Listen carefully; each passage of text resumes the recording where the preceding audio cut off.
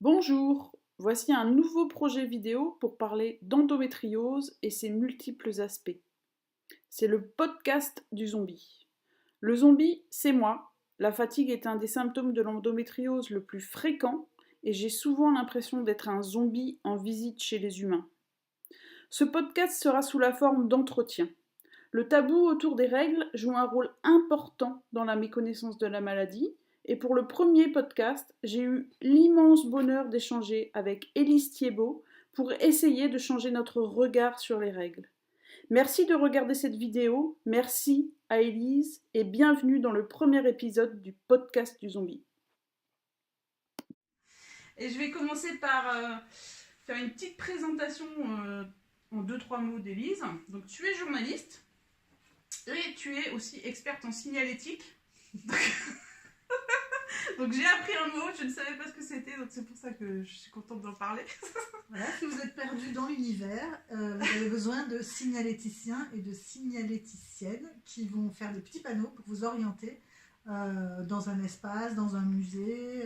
C'est ça que j'ai fait pendant de nombreuses années. Tu as aussi travaillé sur différents documentaires et livres, dont des livres qui sont à destiner de la jeunesse plutôt, dont des livres sur la condition des femmes.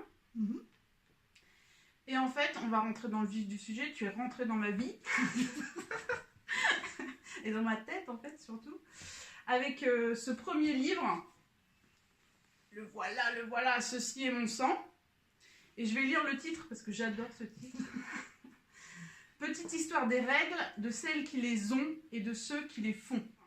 Et j'étais là, ah waouh, un livre entier sur les règles.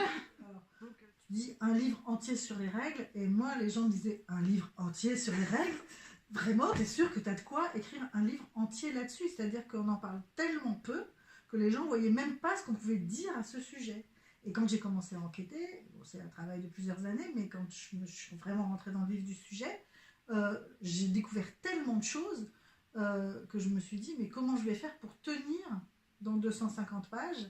Et surtout, ça couvrait un champ tellement vaste et inexploré sur ce sujet-là, en anthropologie, ethnologie, sociologie, médecine, sciences, biologie. Je me disais, bon, quelle est ma légitimité, effectivement, pour couvrir autant de cheminements? Je me suis dit, partons de moi. 40 ans de règles, ça doit pouvoir compter quand même dans cette équation-là. Et comment je vais relier mon histoire personnelle à tous ces champs-là? C'est ce qui me permettait d'être un peu légitime et de me dire, bon, on va pouvoir aborder ça à partir de l'expérience d'une femme qui se trouve être moi. Et plus récemment, à l'automne 2017, pardon, tu as aussi publié avec Myrion Mal. Donc c'est un livre, c'est pas une BD, c'est un livre illustré. Et ça s'appelle Les règles, quelle aventure. En fait, je crois qu'on a dû te le dire souvent, mais je me suis dit, si j'avais eu ce livre dans les mains à 13-14 ans quand ça commençait, je pense que ma vie aurait été bien différente. J'ai des retours d'ados qui me disent, je me sens forte après l'avoir lu, ou voilà, parce qu'on met toujours, moi j'ai essayé, et avec Myrion on était exactement sur la même longueur d'onde, de mettre toujours les personnages en position d'actrice. C'est-à-dire que, et pas de subir ou recevoir une éducation, un enseignement. Sur ces sujets-là, je trouve que c'est compliqué, mais plutôt de les mettre en position de se saisir elles-mêmes de cette question et d'essayer de les mettre vraiment en position de force dans le livre. Y compris, alors de les représenter comme fortes, puissantes, pas forcément maigrichonnes et choupinottes, de mettre parfois du poil aux pattes, de ne pas montrer que des personnes avec la peau blanche, de les montrer toutes différentes les unes des autres. Je me suis dit, si j'avais eu un livre qui m'expliquait, d'ailleurs il y a une section aussi sur l'endométriose, qui m'expliquait, qui me donnait de l'information en fait sur ce que c'est les règles en détail, etc., ça aurait quand même changé beaucoup de choses. Et ce que j'ai particulièrement apprécié aussi dans le bouquin, c'est... donc il y a plein de sections, il y a une section sur l'endométriose, mais il y en a plein d'autres aussi sur le consentement, sur plein d'autres choses. Et j'ai beaucoup aimé cette section-là, c'est gynéco, les règles du jeu.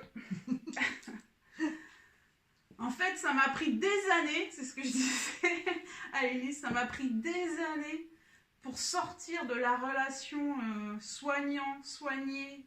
Et j'étais soignée et j'attendais que le médecin tout-puissant, au-dessus de moi, m'explique la vie, m'explique mon corps à moi qui n'y connaissais rien et me sauve. Mon idée, c'était de faire en sorte que... le premier titre du chapitre, c'était comment apprendre les règles à un ou une gynéco. C'était de mettre effectivement du savoir du côté de la patiente, de se mettre en position de discuter, d'interroger. C'est quelque chose qui va pouvoir rassurer et mettre dans une position plus active par rapport au médecin. Effectivement, moi, ça a été un gros souci aussi toute ma vie, pendant 40 ans, d'arriver au point où j'ai un vrai dialogue avec les médecins. Les médecins qui, en général, d'ailleurs, sont beaucoup plus ouverts qu'on ne l'imagine à ça. Alors, je discutais avec une gynéco il n'y a pas très longtemps qui disait que la moyenne, je crois, le temps moyen duquel un médecin interrompt un patient ou une patiente, c'est 74 secondes ou quelque chose comme ça. C'est-à-dire que c'est autour d'une minute. On ne peut pas parler plus d'une minute sans être interrompu par le médecin. Donc, il faut s'accrocher parce que ce que disent aussi beaucoup de médecins, c'est si on écoutait mieux, si on écoutait mieux, on soignerait mieux, déjà. Donc d'être entendu, quand on est ado et qu'on souffre beaucoup, être entendu, c'est quand même extrêmement important. Et donc en fait, dans ton livre, au début, tu parles vraiment de pourquoi la honte et le dégoût de soi, ça peut être une arme contre les personnes qui la ressentent. Et pourquoi en fait de vivre comme ça, de vivre avec cette image de soi, de ses règles et finalement de notre corps, parce que c'est quand même une grosse partie de notre physiologie, si on est atteint ou pas d'endométriose d'ailleurs. Pourquoi c'est important de briser cette façon de nous voir Parce qu'en fait, le tabou des règles, ça entraîne le déni de ce qu'on ressent. On essaye de ne pas s'en occuper. On essaye de ne pas en parler, alors ça a des conséquences pour la santé, on le voit, c'est-à-dire qu'on peut avoir des retards de diagnostic par exemple de maladies comme l'endométriose, le syndrome des ovaires polykystiques. On se rend compte qu'il y a, toutes les études nous le montrent, environ 30% des règles ou des cycles menstruels qui sont en fait pathologiques. Soit parce qu'on a entre 10 à 15% des femmes qui souffrent d'endométriose, 5 à 10% des femmes qui souffrent d'un autre symptôme, le syndrome des ovaires polykystiques. Il y a aussi les femmes qui souffrent de fibromes, c'est particulièrement fréquent à partir de 35 ans. On n'en parle jamais. Je ne vous parle pas de tous les troubles de la périménopause qui commencent aux alentours de la quarantaine, qui vont durer une dizaine d'années, dont personne ne vous parle jamais, mais qui produisent des inconforts, des difficultés. Si on avait la possibilité d'en parler, déjà, on pourrait les soigner davantage, parce qu'il y a plein de choses qui se soignent ou qui s'accompagnent, ou en tout cas, voilà, de ne pas se sentir complètement en dehors de toute possibilité de soins. Et puis, là où vraiment c'est un instrument de domination, c'est que ça attaque directement l'estime de soi.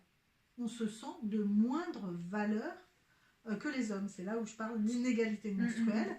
C'est-à-dire que parce qu'on a un cycle menstruel qui est le signe de notre biologie, qui est un signe biologique, voilà. C'est comme d'avoir de la digestion, comme de produire des spermatozoïdes quand on est de sexe masculin,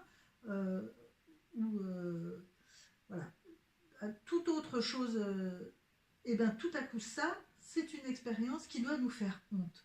C'est quand même un truc incroyable que de devoir avoir honte d'un phénomène naturel contre lequel on ne peut strictement rien. Je pense que c'est hyper important aussi de réaliser, même dans la prise en charge de l'endométriose, moi ça a vraiment été important, de réaliser à quel point nos normes, nos tabous, nos préjugés, les injonctions qui sont faites aux hommes ou aux femmes Absolument. viennent compliquer, s'emmêler, s'imbriquer dans la prise en charge de la santé. On y a droit systématiquement. Si on a mal, par exemple à cause de l'endométriose, bon, ça m'est arrivé, on dit alors vous avez un problème avec votre sexualité, vous avez un problème avec votre conjoint, vous avez un problème avec votre féminité, vous avez un problème avec l'idée de maternité. Alors ok, moi je vais vous le dire tout de suite, j'ai un problème avec tout ça, c'est clair. Moi je connais personne qui n'en ait pas des problèmes avec ça. Comme le fait que effectivement on a tous des problèmes psychiques, on a tous des problèmes avec nos parents, on a tous des problèmes avec notre boulot, on a toutes des difficultés. Et le fait de renvoyer une personne qui souffre d'une maladie organique, à ça en disant d'une certaine manière qu'elle aurait une forme de responsabilité dans ce qui lui arrive, c'est d'une violence extrême. Ça devrait vraiment être interdit de le faire comme ça. Non pas parce qu'on n'a pas de problème, et qu'à l'occasion d'une maladie, on pourrait explorer, qu'on pourrait soigner. Entre autres, le fait que avoir mal en permanence, ça produit aussi des difficultés psychiques. Quand on a très mal tout le temps, on est plus irritable, on vit moins bien sa vie. Il faut renvoyer à ça, dans le cas en particulier d'une maladie comme l'endométriose, où par ailleurs on a peu de réponses médicales à offrir. C'est d'une grande violence. Et ça c'est une chose que j'ai expérimentée, qui est inacceptable, et pour ça il faut que nous on se réapproprie notre rapport à notre corps. Ça c'est vraiment notre rapport à notre cycle, et on ne laisse plus quiconque nous expliquer comment doit être la vie. C'est nous qui devons déterminer ce qui est bon pour nous et ce qu'on a envie de faire de notre vie. Si on a envie d'avoir un enfant, si on n'a pas envie d'avoir un enfant, si on a envie d'en avoir plusieurs, la façon dont on entend vivre notre sexualité, tout ça, ça fait partie de choses qu'on doit se réapproprier, vraiment urgemment.